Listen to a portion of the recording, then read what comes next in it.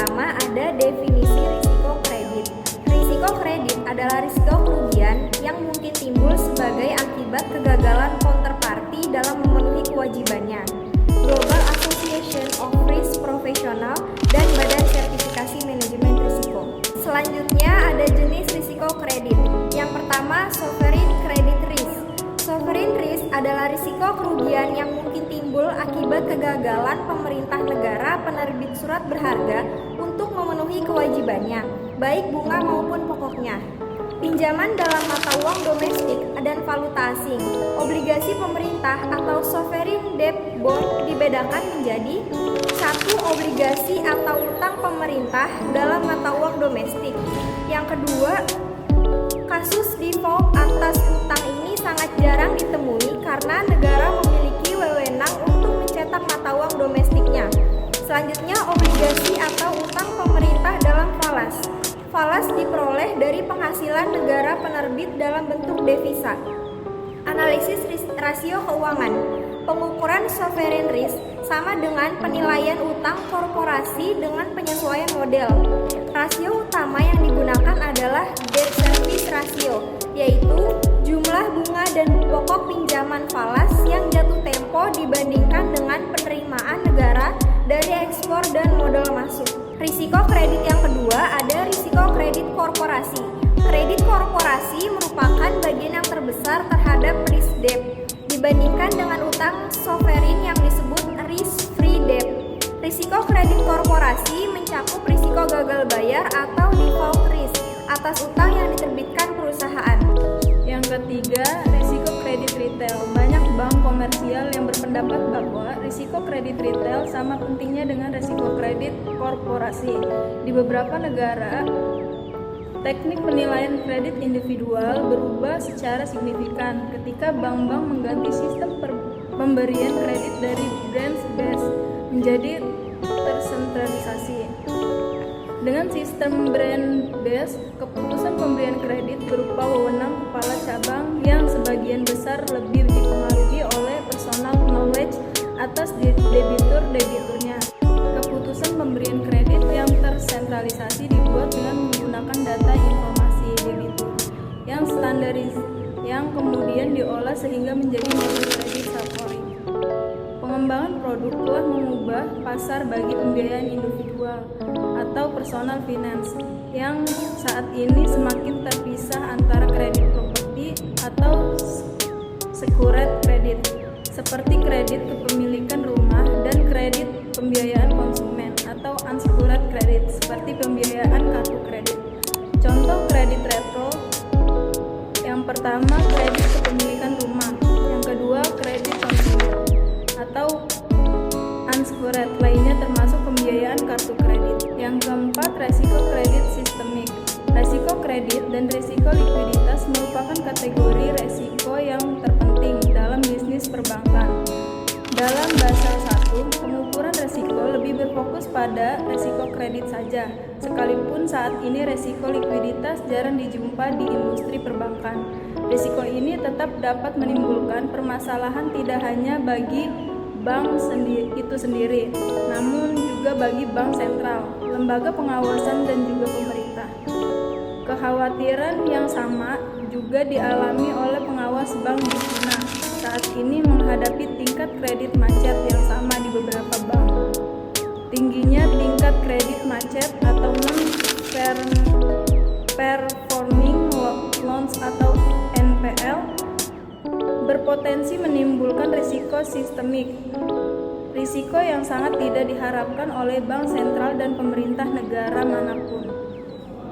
Masalah NPL bank merupakan masalah bagi pengawas dan bank sentral. Jika industri perbankan mengalami masalah NPL pada saat yang bersamaan, maka hal tersebut menjadi problem bagi perekonomian secara keseluruhan.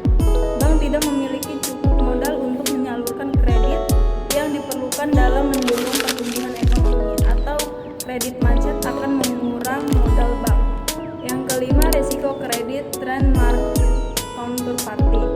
Resiko kredit trend market counterparty, resiko pasar yang timbul akibat mark to market atas nilai kontrak trend market kontrak falas atau kontrak berdasarkan suku bunga. Bank atau counterparty akan memperoleh keuntungan tergantung dari hasil penilaian mark to market atas kontrak tersebut. Ini adalah merupakan zero sum game di mana hanya satu pihak yang dapat memperoleh keuntungan atas sebuah kontrak. Resiko kredit trend market counterparty timbul ketika counterparty tidak segera membayar kewajiban yang muncul dalam sebuah transaksi.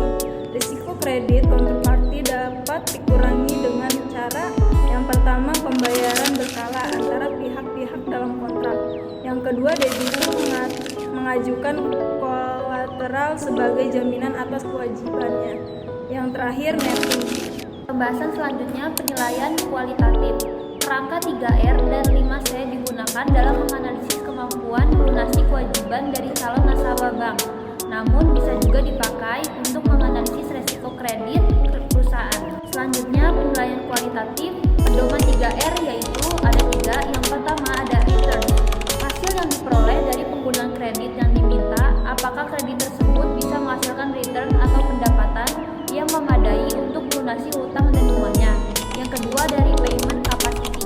Kemampuan perusahaan mengabaikan pinjaman dan bunganya pada saat pembayaran tersebut jatuh tempo.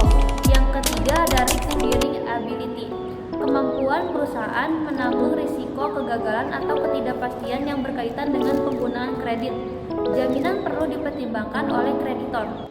Penjelasan tentang pedoman 5C yaitu yang pertama ada karakter, kemauan atau sifat dan watak peminjam, debitur untuk memenuhi kewajibannya. Yang kedua ada capacity, kemampuan peminjam untuk melunasi kewajiban hutangnya melalui pengelolaan perusahaan dengan efektif dan efisien. Yang ketiga ada kapital, posisi keuangan perusahaan atau peminjam secara keseluruhan dapat dilihat dari analisis rasio bank atau lembaga harus memperhatikan komposisi hutang dengan modal sendiri. Yang keempat ada kolateral, aset yang dijaminkan untuk suatu pinjaman, lembaga harus meminta jaminan yang nilainya melebihi jumlah pinjaman. Yang kelima ada condition, sejauh mana kondisi perekonomian akan mempengaruhi kemampuan mengembalikan pinjaman. Selanjutnya penilaian kuantitatif. Yang pertama rating perusahaan. Perusahaan atau negara seperti Indonesia akan menerbitkan surat hutang, baik dalam jangka panjang atau obligasi atau jangka pendek, commercial paper. Kemudian perusahaan pemeringkat akan membuat pemeringkatan. Yang B, rating menunjukkan tingkat risiko perusahaan. Selanjutnya rating AAA, instrumen hutang dengan tingkat risiko sangat rendah. Tingkat pengembalian teramat baik atau excellent. Perubahan pada kondisi keuangan, bisnis atau ekonomi tidak akan berpengaruh secara signifikan terhadap risiko investasi. Yang kedua, rating AAA, instrumen hutang dengan risiko sangat rendah. Tingkat pengembalian yang sangat baik. Perubahan pada kondisi keuangan, bisnis atau ekonomi barangkali akan berpengaruh pada risiko investasi, tetapi tidak terlalu besar. Yang ketiga, rating A, pengembalian hutang dengan risiko rendah. Tingkat pengembalian yang baik meskipun perubahan pada kondisi keuangan, bisnis atau ekonomi akan meningkatkan risiko investasi. Selanjutnya rating BBB, tingkat pengembalian yang memadai. Perubahan pada kondisi keuangan, bisnis atau ekonomi mempunyai kemungkinan besar meningkatkan risiko investasi dibandingkan dengan kategori yang lebih tinggi. Selanjutnya rating BBB, investasi.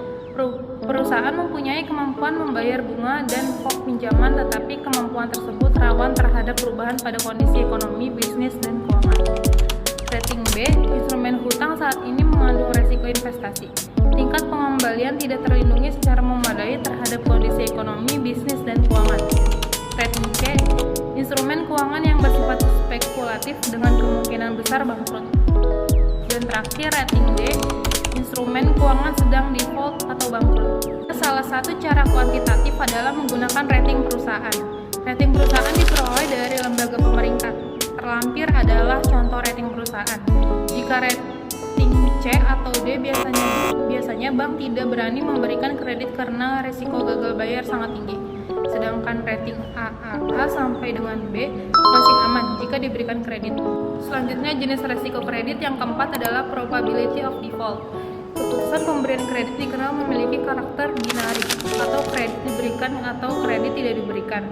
Keputusan pemberian kredit dan keputusan investasi dibuat berdasarkan perhitungan risk dan reward. Model peringkat atau grading models merupakan salah satu cara untuk membuat kerangka keputusan